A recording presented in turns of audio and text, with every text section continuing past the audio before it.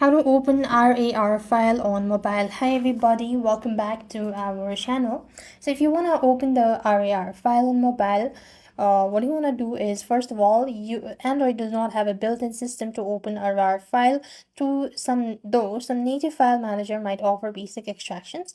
So what you could do is you could simply install third-party applications like ZArchiver or Extractor or a Zip Extractor.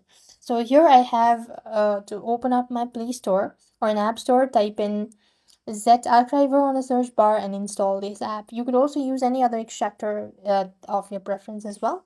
After which, you just want to make sure to exit out, go to the file where you want to or which you want to actually extract. So this is going to be the file that I want to make sure to extract the RAR file. So I'm just going to open that up and you use either File by Google, or you could just go to ZArchiver.